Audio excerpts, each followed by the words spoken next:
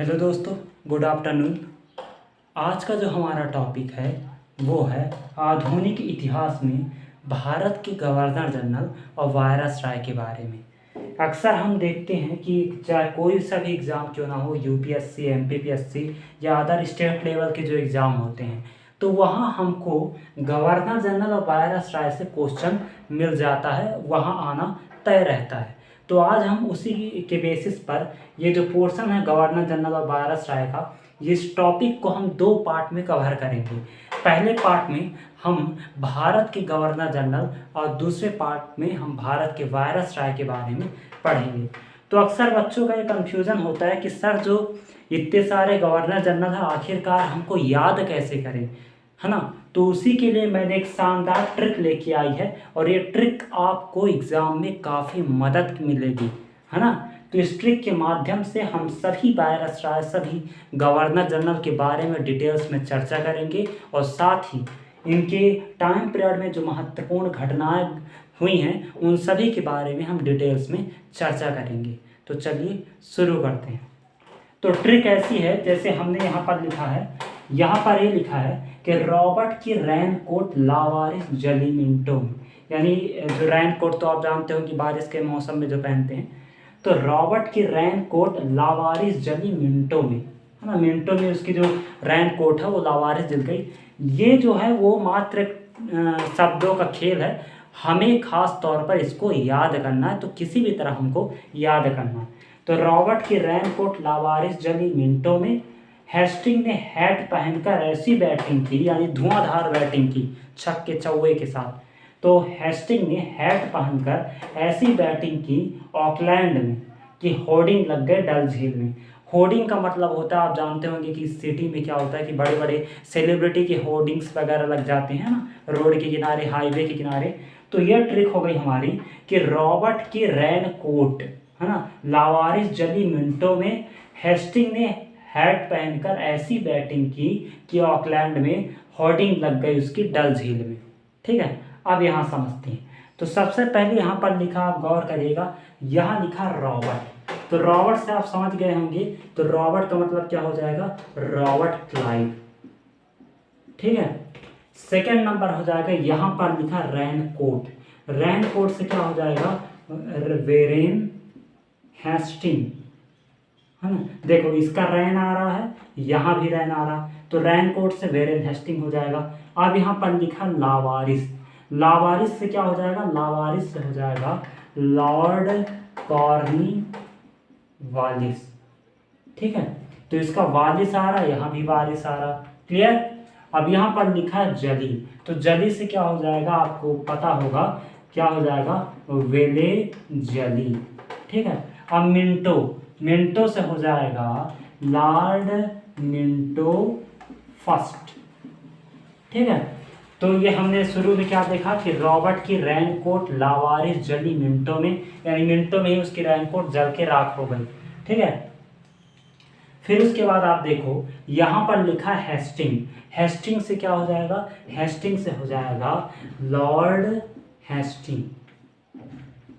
ठीक है। फिर उसके बाद यहाँ पर लिखा हैट, है ना। हैट से क्या हो जाएगा, हैट से हो जाएगा एम हैस्ट। ठीक है, ये हैस्ट हमने यहाँ से ले लिया, ये वाला हैस्ट। फिर उसके बाद यहाँ आ गया बैटिंग, तो बैटिंग से आप क्या हो जाएगा, विलियम बैंटिंग। ठीक है। अब यहाँ लिखा ऑकलैंड, तो ऑकलैंड से क्या बन जाएगा, लॉर्ड ऑकलैंड। ठीक है।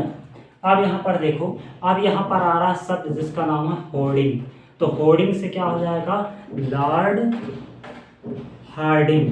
ठीक है, तो हार्डिंग से हमने होर्डिंग बना लिया। फिर यहाँ पर लिखा है डल, तो डल से हो जाएगा लॉर्ड डलहौजी।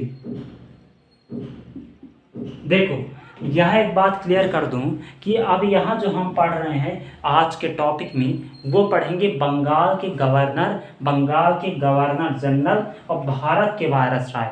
तो ये जो ट्रिक है ये रॉबर्ट क्लाइव से लेकर के लॉर्ड डलहौजी तक है, जो कि बंगाल के गवर्नर से लेकर के भारत के गवर्नर जनरल तक के। इसमें मैं बेसिक एक बात बता दूं कि जब प्लासी का युद्ध हुआ था, प्लासी का युद्ध कब हुआ था? 1757 में। तो जब 1757 में अंग्रेजों की विजय हुई तो उस दौरान रॉबर्ट क्लाइव जो है वो बंगाल का गवर्नर बनता है। हमें एक चीज़ ध्यान रखना है कि बंगाल का गवर्नर अलग है और बंगाल के गवर्नर जनरल अलग है। ठीक है, तो बंगाल के अगर गवर्नर बोलता है तो रॉबर्ट क्लाइव होंगे। ठीक है, अब यहाँ पर एक एक्ट आता है, जैसे कि मैंने बताया था कि एक्ट आता है कब? 1773 में, और इस एक्ट को कहा जाता है क्या? Regulating act. इस एक्ट में ये प्रावधान किया जाता है कि अब जो बंगाल का गवर्नर होगा उसे बंगाल का गवर्नर जनरल कहा जाएगा। यानी अब जो बंगाल के गवर्नर जनरल बने फर्स्ट नंबर के, तो कौन थे? वो थे वेरेन हेस्टिंग। ठीक है, फिर उसके बाद ये कब तक चलता है? ये चलता है 1833 तक। बंगाल के गवर्नर जनरल कब तक चलता है? 1833 तक।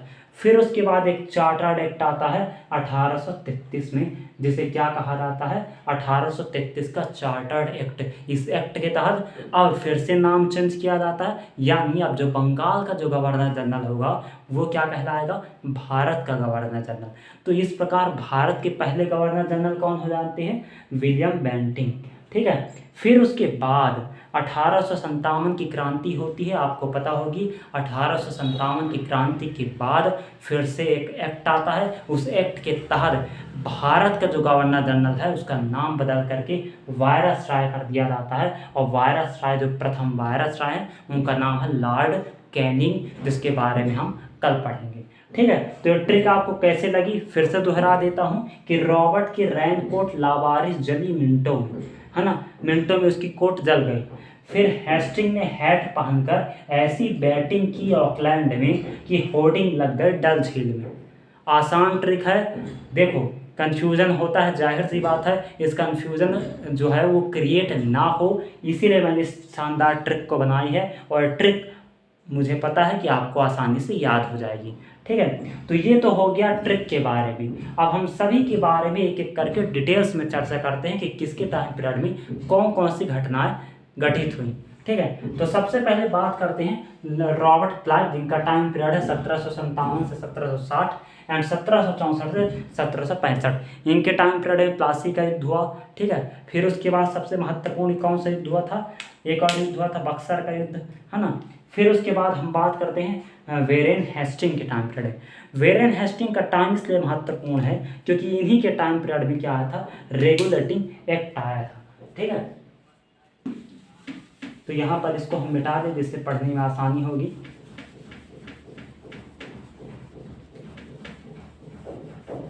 हाँ, तो अब यहाँ पर बात करते हैं किसके बारे में? वेरेन हेस्टिंग के बारे में।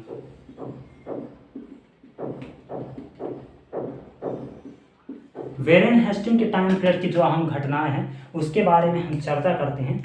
तो इनके टाइम पीरियड में क्या हुआ था? सबसे महत्वपूर्ण काम, सबसे पहले 1773 का क्या आया था? रेगुलेटिंग एक्ट आया था। 1784 में पिट्स इंडिया एक्ट आया था। ठीक है, और एक और याद रखना, रोहिला का युद्ध हुआ था, है ना। कब हुआ था रोहिला का युद्ध? 1774 में। ये और इन्हीं के टाइम पीरियड में जो आंग्ल मैसूर युद्ध होता है, कौन सा नंबर का? सेकंड नंबर का। तो आंग्ल मैसूर युद्ध कब होता है? आंग्ल मैसूर युद्ध ये होता है 1780 से 84 के बीच में, जिसमें हैदर अली की मृत्यु हो जाती है। ठीक है, तो ये थी वेरेन हेस्टिंग के बारे में। अब हम बात करते हैं थर्ड नंबर, लॉर्ड कॉर्नवालिस।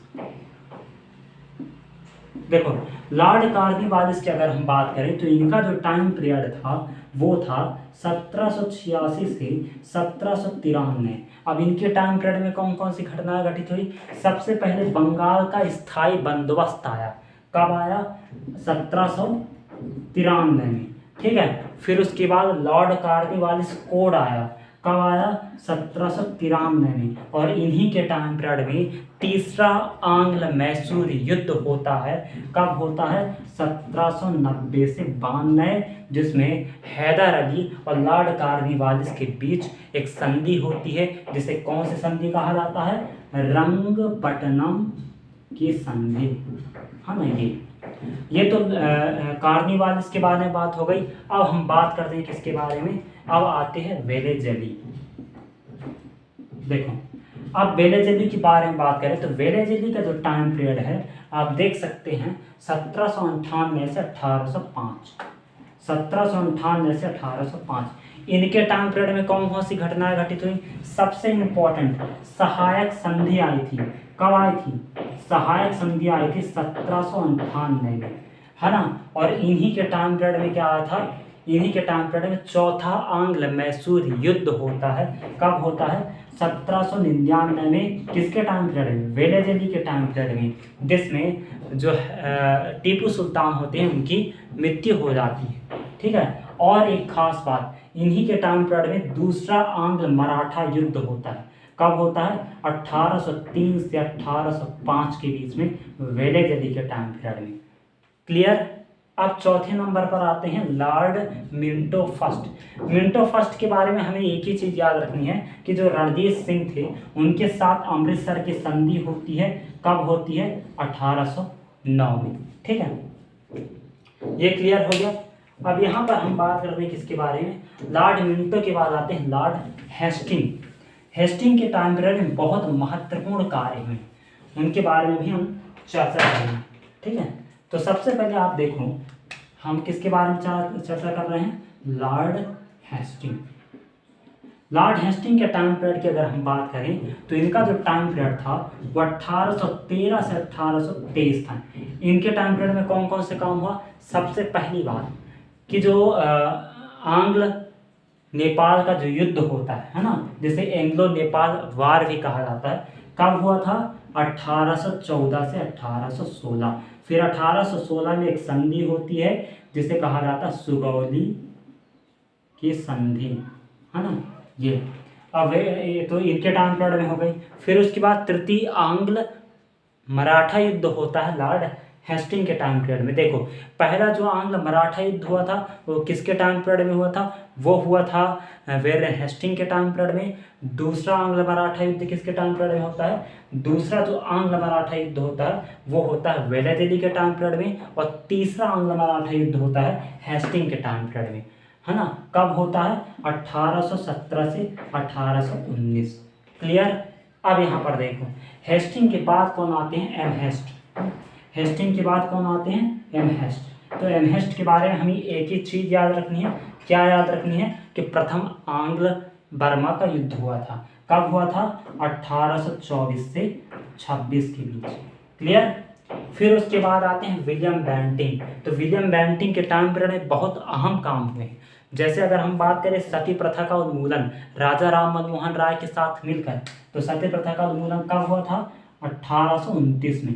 और इन्हीं के टाइम पीरियड में चार्टर्ड एक्ट आया था। कौन सा चार्टर्ड एक्ट आया था? 1833 का। ठीक है। फिर उसके बाद आते हैं ऑकलैंड। तो ऑकलैंड में हमें एक चीज़ याद रखनी है कि आ से हो जाएगा ऑकलैंड, आ से हो जाएगा अफगान, यानी अफगान का युद्ध ऑकलैंड के टाइम पीरियड में हुआ था। और कब हुआ था अफगान का युद्ध?